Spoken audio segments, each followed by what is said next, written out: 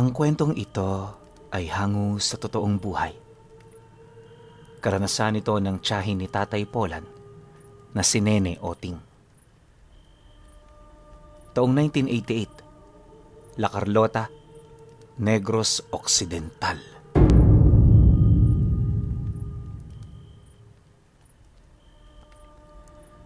Matagal nang hindi nagkikita si Tatay Polan at ang mga kadugo nila sa La Carlota. Liblib kasi ang lugar na pinagtitirhan ng mga ito at bilang nagtatrabaho sa bayan, wala talaga siyang panahon para lumuwas. Hindi rin kasi biro ang layo ng lugar nila sa pinagtatrabahuhan niya, kaya sa loob ng ilang taon, wala talaga siyang pakita sa mga ito. Di naman siya nakakalimutan ng kanyang mga kadugo, lalo pat kahit papaano, nagkakaroon din naman sila ng komunikasyon sa pamamagitan ng sulat. Ang problema lang, inaabot ng ilang buwan bago niya yun mabasa. Ganon din na nangyayari sa mga sulat na ipinapadala niya. Kapag may sobra siyang pera, agad niyang pinapadalhan ng mga ito. Gawa ng aminado rin naman siyang naghihirap ang kanyang mga kadugo. Nataon din noong may sariling negosyo at pera ang kanyang napangasawa, kaya hindi sila gaanong nasasadlak sa kahirapan. Ngunit sa kabila ng karangyang natatamasa niya, hindi niya pa rin maipagkakaila ang pangungulila sa simoy ng probinsya. Akala nga niya pinuno, di na talaga siya makakauwi. Pero dumating ang isang araw, nakatanggap siya ng telegrama. At ang nilalaman ng telegramang yon ay tungkol sa pagtawag ng mga kadugo nila sa lahat ng kapamilyang nasa malalayo. Ang lolo kasi ni Tatay Polan, nanghihina na. Hinahanap na nito ang mga apo nito, lalo na yung mga kamag-anak nitong matagal na nitong hindi nasisilayan. Nakasa din sa liham na yon na obligado silang umuwi bilang pagtupad sa huling kahilingan ng taong nagsilbing pundasyon ng kanilang angkan. Magsisilbi rin nila itong pangungumusta sa bawat isa, kaya hangad nang nagpadala ng mensahe na tumupad talaga sila. Nang malaman naman ni Tatay Polan ang tungkol dito, agad naman niyang naisip ang tiyahin niyang si Nene Oting. Sa lahat kasi ng kapamilya nila, ito lang yung hindi talaga niya makakalimutan. Tumatak ang pangalan nito sa kanyang isip dahil sa pagiging isa nitong kuno-kunong aswang. Tama kayo nang narinig. Marami ang umuugong na kwento noon ukol sa tiyahin niyang yon. Ang buong akala nga niya, patay na ito, pero nagkamali siya. Sa ibaba kasi ng telegrama, nakalagay ang pangalan ni Nene Oting bilang isa sa mga nagpadala. May lagda pa ito, kaya alam niyang buhay pa ang taong yon.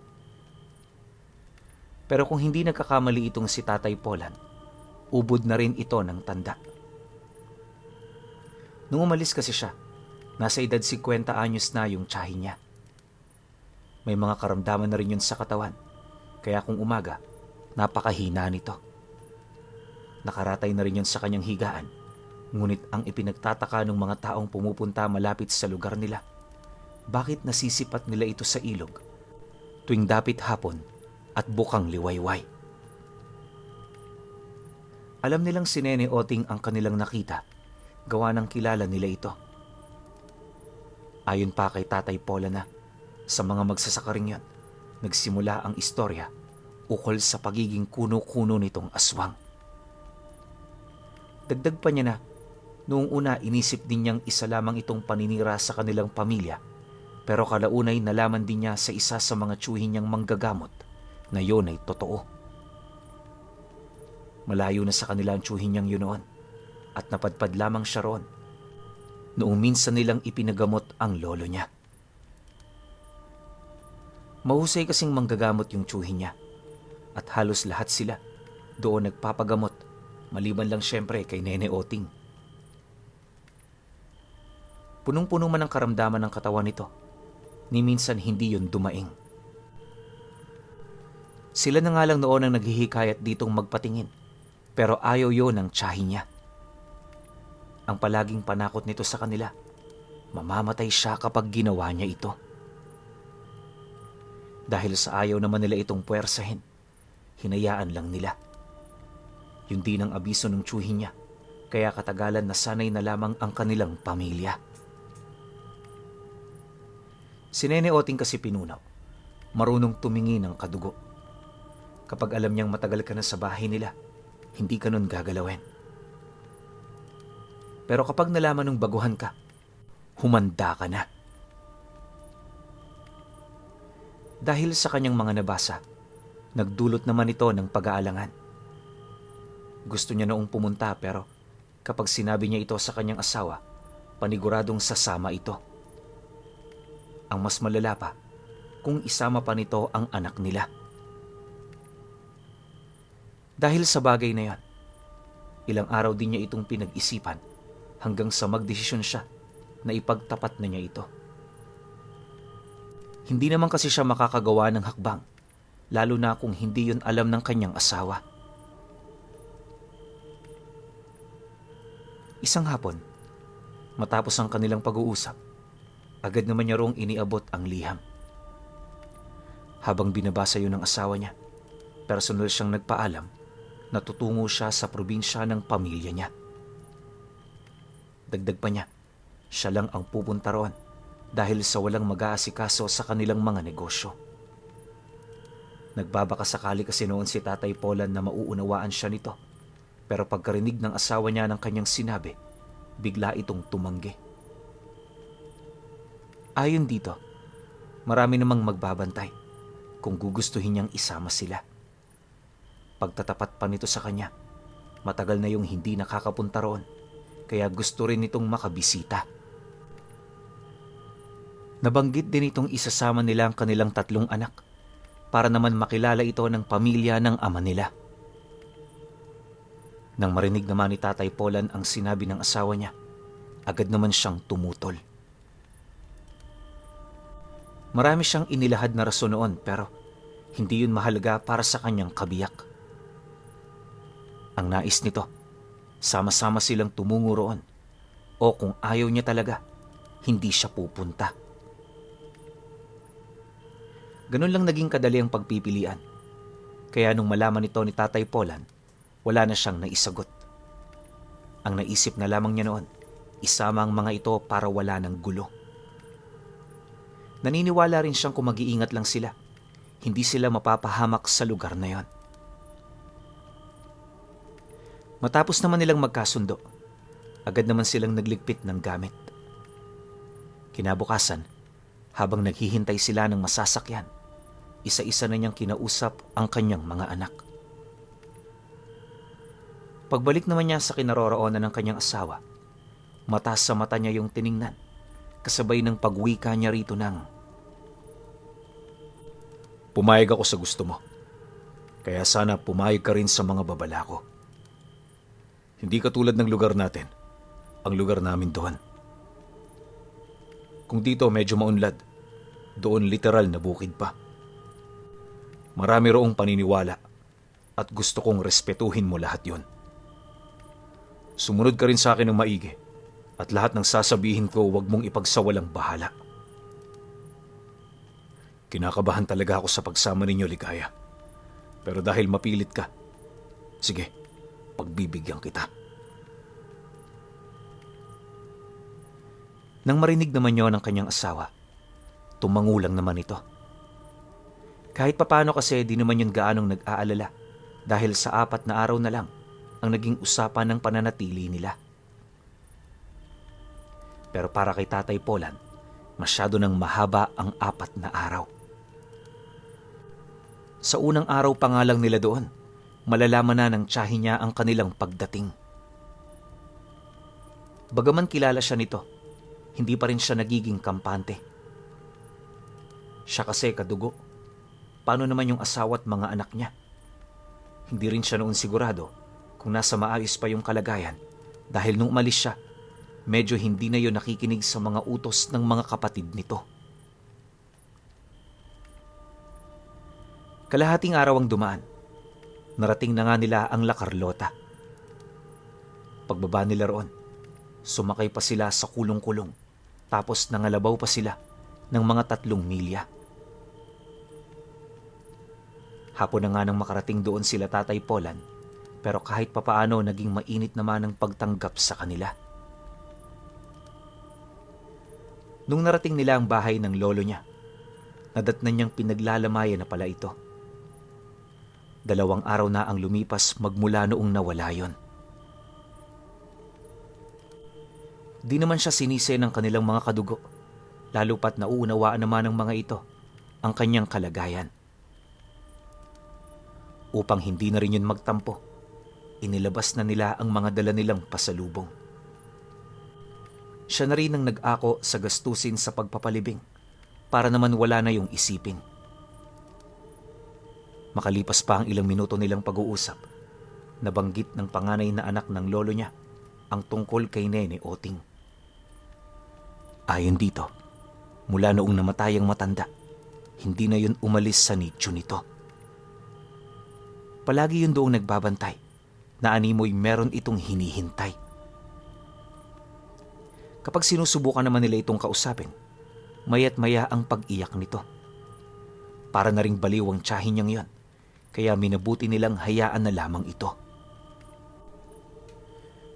Nang marinig naman ni Tatay Polan ang tungkol sa bagay na yan, hindi na rin niya ninais pang makita ang lolo niya sa araw ng kanilang pagdating. Ang gusto niya kasing mangyari, kausapin muna ang tiyahin niya bago dalhin doon ang kanyang mag-ina. Umaasa kasi siyang maipapakilala niya ito ng maayos na siya namang pinanghahawakan niya upang hindi sila nito magawa ng masama.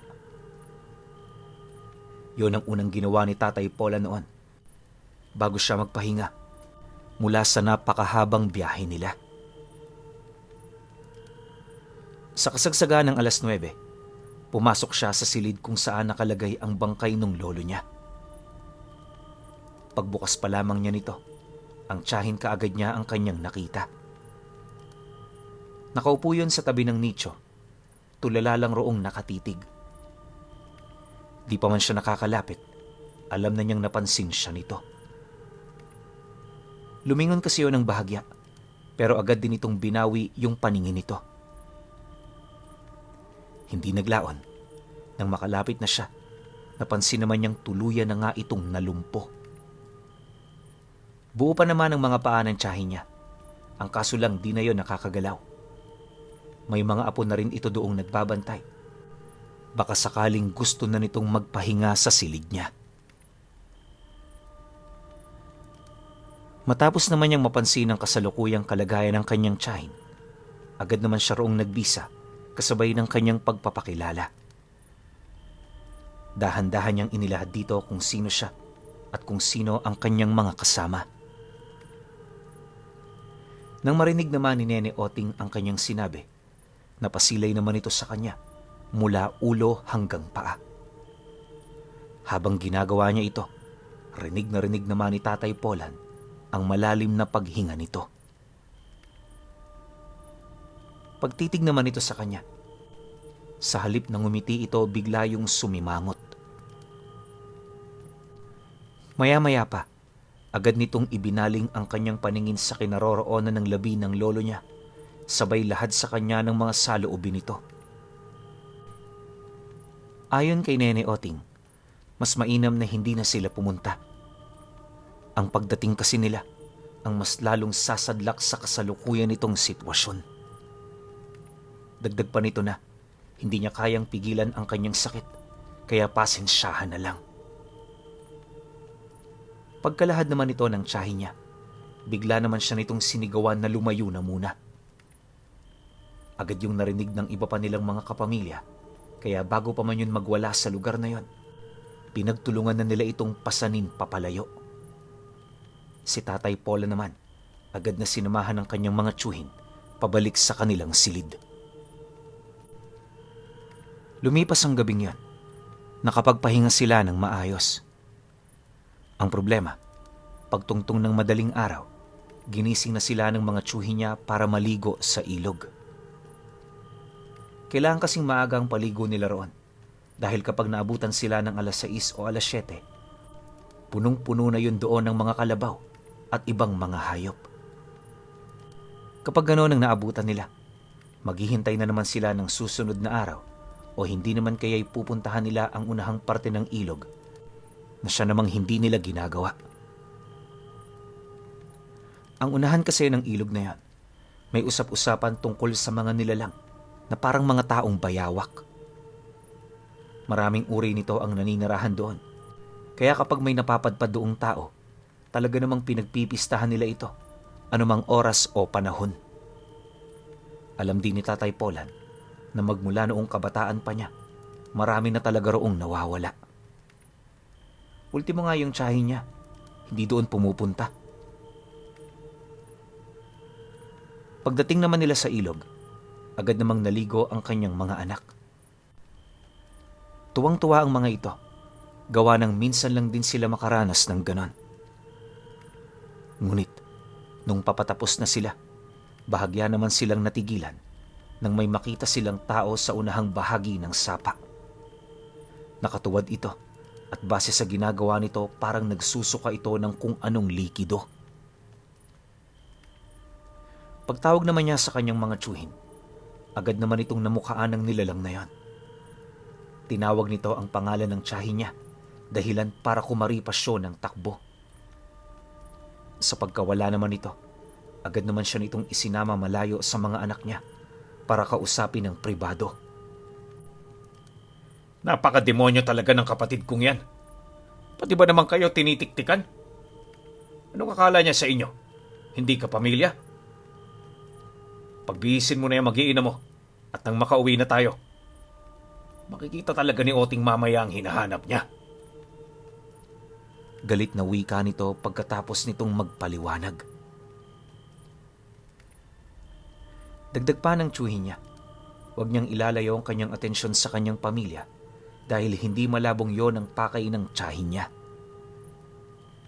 Nabanggit din ito, matagal na yung ganon at parang nagkaroon na rin yon ng bisyo na biktimahin pati ang sarili nitong kadugo. Inamin din ito sa kanya na totoo ang pagiging aswang nung tiyahin niya. Gayunpaman, hindi nila ito pwedeng saktan dahil yon ang abiso nung namayapa nilang ama. Kailangan nila itong sundin, alang-alang sa kanilang pagrerespeto rito. Ipinagtapat din ito sa kanya na mahal nila ang kapatid nilang yon, kahit ganun yon. Matapos naman niyang marinig ang lahat ng sinabi nito, dali-dali naman siyang bumalik sa kanyang asawa at mga anak. Bago rin siya roon makalapit, inabisuhan niya ang tiyuhin niya na huwag sasaktan si Nene Oting. Nauunawa naman niya kasi ang kalagayan nito at ilang araw na lang din naman, aalis na sila roon. Pagbalik naman nila sa tahanan, halos inabot pa ng kalahating oras bago nila ito mahanap. Nagtago na pala sila Nene Oting noon dahil sa matinding takot na naramdaman nito mula sa sarili niyang mga kapatid. Ayon sa kanya, nahanap nila yung nagtatago sa loob ng silid ng ama nila. Hindi nila alam kung paano yun doon nakapasok dahil ang buong akala nila nakatarangkang silid.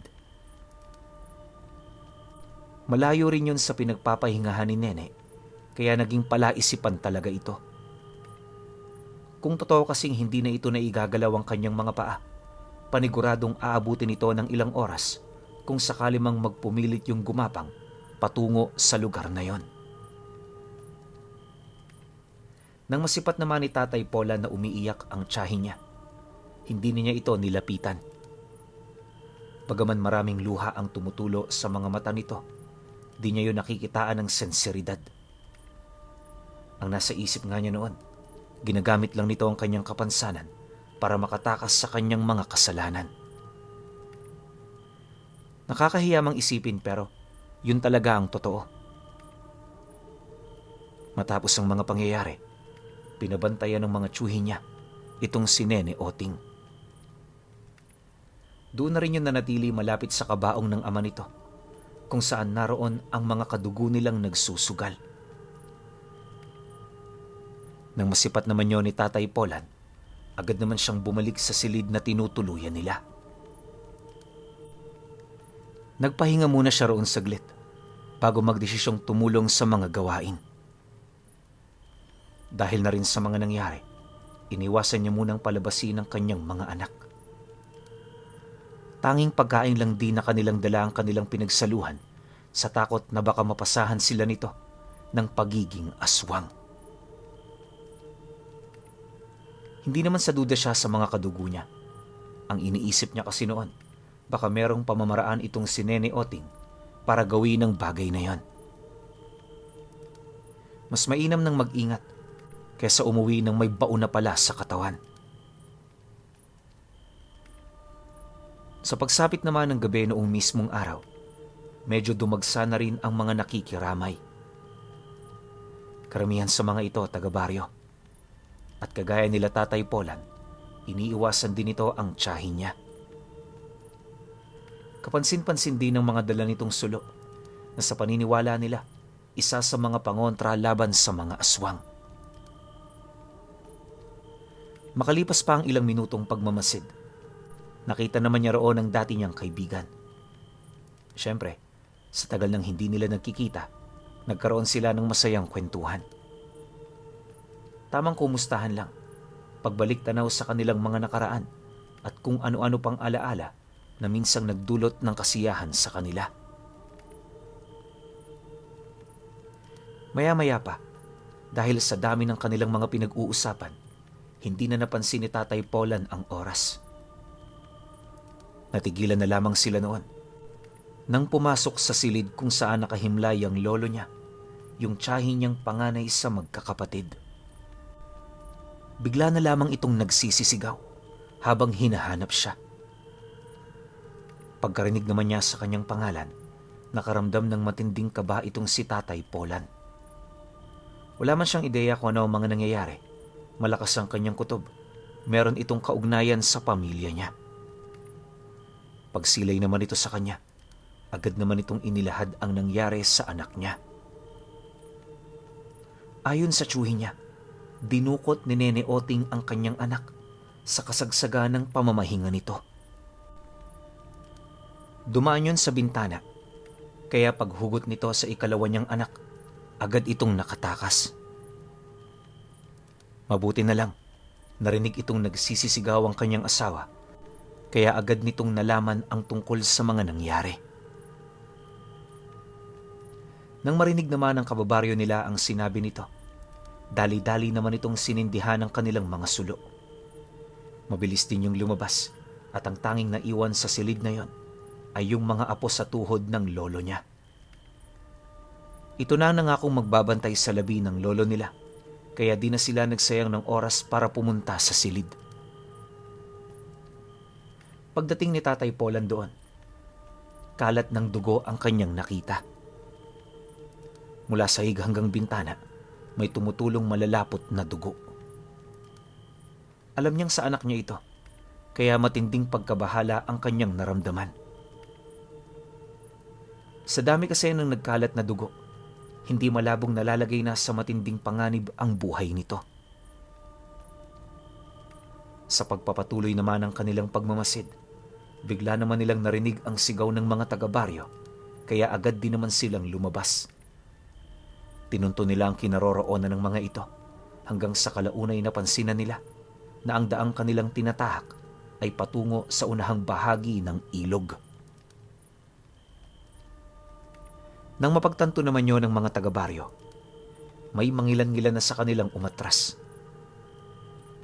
Hindi nagtagal, naghintay na lamang ang mga ito sa takot na baka mabiktima sila nung mga nilalang na naninirahan sa lugar na yon. Nababahala man si Tatay Polan sa mga nilalang na kanilang makakasagupa, hindi na yon mahalaga para sa kanya. Kahit pilit siyang pinipigilan ng takot, paulit-ulit yung kumakawala, buhat sa hangarin niyang mabawi ng buhay ang kanyang anak. Ngunit, nang marating nila ang malayong parte ng ilog, nakita nila si Nene Oting na nakatayo sa isang mataas na tipak ng bato na pinaliligiran ng mga taong bayawak. Sa paanan naman ito, naroon ang kanyang anak na wakwak na ang dibdib. Dilat na rin ang mga mata nito, tapos hindi na yun humihinga. Nang masipat naman yon ang tsuhi niya, agad naman siya nitong tinapik sa balikat, subalit hindi siya naniniwalang yon ay patay na. Sa galit naman noon ni Tatay Polan, agad niyang inagaw ang itak ng tsuhi niya, kasabay ng walang pag-aalangan niyang pagsugod patungo sa kinaroroonan nito. Nang masipat naman siya ng mga taong bayawak, agad naman siya nitong sinalubong para lapain. Mabuti na lang, may mga dalang pangontra ang kanyang kaibigan, kaya nagawa nila itong maitaboy papalayo. Simple lang naman kasi ang pangontra sa mga taong bayawak, ngunit hindi matagal ang epekto nito. May kakayahan kasi ang mga nilalang na yon na higupin ang bisa ng pangontra, kaya kapag nakita nila ito, inaabot lamang ng ilang minuto bago nila yon mapangibabawan. Subalit, kahit ganoon ang kanilang sitwasyon, hindi pa rin siya nagpapigil. Sa mga oras na yon, handa nang mamatay si Tatay Polan kasama ng tiyahin at anak niya. Makalipas pa ang ilang minuto, nang marating na niya ang batong kinaroroonan nito, nasipat naman niyang parang nagbago ang wangis nito. Panay na rin ang pag-atras ng nilalang, habang walang patid ito sa pagmamakaawa sa kanya. Ang kaso lang, dahil sa matinding galit na nararamdaman niya, ni minsan hindi na sumagi ang awa at pagiging magkadugo nila. Walang sabi-sabi, agad naman niyang hinawakan ang kamay nito at walang habas niya yung pinagtatataga mula braso hanggang balikat. Pinutulan na rin niya yon ng binti habang paulit-ulit itong pinagmumumura. Pero alam niyo ba, kahit labis na noong nasasaktan si Nene Oting, hindi yun lumalaban sa kanya. Para bang hinahayaan lang siya nitong patayin niya ito. Naging pabor naman yun kay Tatay Polan, kaya kalaunay nagawa na niyang mapaslang ang tiyahin niyang aswang. Pagsilay niya sa walang buhay nitong katawan, dinuraduraan niya pa ito habang sinusumpa. Isinumpa niyang hindi makakatawid ang kaluluwa nito dahil sa tindi ng kasalanang ginawa nito sa kanya. Matapos nun, agad niyang niyakap ang anak niya habang dahan-dahan itong iniaangat mula sa bato. Nang masipat naman yon ang tsuhi niya, agad naman siya nitong sinalubong kasabay ng pagsigaw nito ng tulong sa kaibigan niya. Alam kasi nitong malapit ng mapangibabawan ng mga nilalang ang kanilang pangontra, kaya hindi na sila maaaring magtagal doon. Nang marinig naman ito ang sigaw ng tsuhi niya, agad naman itong iwinasiwas ang mga natitirang pangontra, sabay bantay sa likod nila. Panay na rin ang pagsigaw nito sa kanilang mga kasamang nasa malapit upang maipaalam ang kasalukuyan nilang kalagayan. Mabuti na lang, bago pa man mapawalang bisa ng mga taong bayawak ang kanilang pangontra, nakalayo na sila. Yung mga sulo namang dala ng mga kababaryo nila, ginawang harang sa daan upang hindi na roon makatawid ang mga nilalang. Takot kasi sa apoy ang mga ito, kagaya rin ng aswang. Pagbalik naman nila sa bahay ng lolo niya, unti-unti na ring tinanggap ni Tatay Polan ang nangyari sa anak niya. Matinding hinagpis ang naramdaman ng pamilya nila noon, kaya pagsapit ng libing ng matanda, minabuti nilang isabay na lamang ang bata. Malayo man ang puntod nito sa kanilang tahanan, alam nilang nasa mabuti na rin yung kalagayan. Lumipas pa ang mga araw upang hindi na masaktan ng bawat isa sa kanila. Iniwasan nilang magsisihan. Di naman kasi maaaring ipukol ng asawa niya sa kanya ang lahat ng sisi, lalo pat binalaan niya ito tungkol sa panganib sa kanilang lugar. Aminado rin silang bawat isa sa kanila ay may kakulangan, kaya sinimulan nila ang pagpapatawad sa bawat isa. Ilang taon pa ang dumaan, kahit papaano unti-unti na rin nila itong natanggap. Nang maghilom na ang kanilang mga sugat, muli nilang binalikan sa lugar na yon ang puntod ng dalawa. Isang beses sa isang taon, nakaugalian na talaga nilang maglakbay para bumisita. Hanggang sa pagtanda ni Tatay Polan Pinuno, hindi talaga niya nakalimutan ang tungkol sa mga nangyari. Nakakalungkot man pero kailangan tanggapin ang realidad.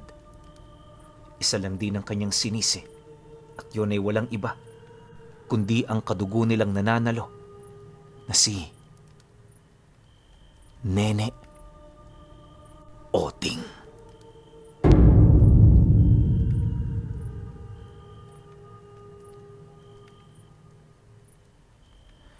Okay. Opinyon ko sa kwento. Di ko alam kung magagalit ba ako dito kay Tatay Polan o kung ano eh. Pero kasi alam nyo naman yan, noon pa naman, well hanggang ngayon, na tradisyon nating mga Pilipino na kapag namamatay yung isa sa mga pinakamatanda sa pamilya natin, obligado talaga tayong pumunta. Ewan ko lang sa inyo ha, kasi sa pamilya namin ganun pa rin. Na pag yung isa sa mga ulo ng pamilya namamatay, pumupunta talaga kaming lahat bilang pagpapakita na rin ng respeto at syempre bilang pag-alala sa kanya. So, sa sitwasyon ni Tatay Polan, na obligado siyang pumunta, siya lang naman talaga dapat. Pero kasi yung asawa niya nag-insist. 'Di ba? Na gustong sumama, syempre gusto ring makilala ng mga anak niya yung father side. So, pilit na sinama 'yon ng asawa nito ni Tatay Polan. Kaso lang, binalaan na siya ni Tatay Polan kasi nga may isa silang kamag-anak na sobrang kulit. Yun nga si Nene Oting, na nananalo talaga lalo na kapag bago ka lang miyembro ng pamilya. May porsyento na pwede kanyang patayin na kapag nakakita siya ng pagkakataon, gagawin niya yun. Which is, nakita niya sa anak neto ni Tatay Polan. Kaya ending, napatay yung anak niya. So, hindi ko makita kung may kasalanan ba si Tatay Polan doon o kasalanan yun ng asawa niya kasi nagpumilit pa. Kahit na nagbigay na ng babala si Tatay Polan. Hindi ko alam pero overall, napakasakit ng kwento na to kasi syempre, anak yun Napakasakit mawala ng anak. Lalo pa, kung yung pumatay doon kamag-anak mo. Sa akin lang naman yun. Kayo pa rin. Kung may opinion kayo sa kwentong ito, comment nyo lang sa baba. Yun lang. Hanggang sa susunod na kwento. Salamat. Gandang umaga, gabi, o kung nasan man kayo. Meron tayong iaalok sa inyo na bago. Alam nyo, kung meron na kayo nito, Gumamela Celis, 10 Elements, tapos yung mga dignum natin na medalyon, San Benito. Sobrang gandang i-partner nito, lalo na kapag magdadasal kayo. Ano ba to? Ito yung tinatawag namin bago ngayon na insenso ni Pinuno. Ito yung packaging niya. Ano siya? Tapos ito yung pinaka mismong insenso. Yan. Tapos kung mapapansin ninyo, dyan sa YouTube channel ko, sa Ang Pinuno, meron shorts dyan na tungkol dun sa kamay ni Jesus, dun sa Bicol. Dito ko kinuha yung concept nun. Nakalagay siya rito sa golden pouch natin. Ito siya. Yan ang ganda. Yan di ba? Kuwang-kuha niya. Yung nasa kuweba, napasukan namin. Yung kuweba na yun, yung kamay ni Jesus dun, tuwing mahal na araw, o kinukwento nung tour guide namin na maraming albularyong pumupunta ron para magpabendisyon ng mga karga nila o kumuha ng mutya. Doon ko nakuha yung concept na yan, di ba? Ang ganda. Ano ba silbi nito? Ito yan. Kapag magdadasal kayo, pinakamagandang araw, Tuesday, Wednesday, Saturday, tsaka Friday. Pinakamagandang oras, kayo na bahala. Pero pinaka-the best para sa akin talaga, alas 6. Kahit sino naman sa inyo siguro alam na yan. Lalo na yung mga talagang nagpa-practice, yung mga talagang nagdarasal para sa lihim na aral. Alas 6 talaga yan. Ito yung pinaka-insenso natin. Yan siya. So, kahit nasa loob kayo ng bahay, kahit nasa opisina kayo, pwede nyo sindihan to. Kasi ito nyo siya lalagay. Yan. Tayo yung ganyan. Check nyo. Tapos habang nakasindi yan, sabayan nyo na ng dasal. Lalo na nga yung sinasabi ko kanina, yung may mga gumamela sa Elis, to, saktong-sakto yan, to yung pinapakain nyo to ng dasal. Sabayan nyo yung pagsindi ng insenso. Kahit hindi naman araw-araw, kung kailan lang yung libre nyong oras, o yung magandang araw para sa inyo, the best siyang i-partner, lalo na sa mga karga niya yan. Tsaka yung mga kumuha rin sa amin ng mutya noon, pwedeng nyong i-partner yan. Bango. Yan. Tsaka kahit wala kayong orasyon, kahit wala kayong dasal, wala kayong kailangan dasalan, sindi lang kayo sa bahay niyo nito. Araw-araw kahit alas 6. Lalo na kung yung bahay ninyo may mabigat na problema, puro negative energy, sobrang ganda nito, pampataboy. Yan, sakto yan yun. Kung tataboy tayo ng mga negative energy rito sa kwarto. Ayan, kaya kung interesado kayo, yung link neto nasa baba lang ng video na to, tsaka yung ibang link nasa description ko lang. Makikita nyo yan. Click nyo lang yun. Yan, makakabili na kayo yan. 20 pieces nga pala to. Kaya sobrang tagal nyo itong gagamitin. Lalo na kung once a week lang kayo magdadasal. Basta depende talaga sa paggamit ninyo. Yun lang. Salamat.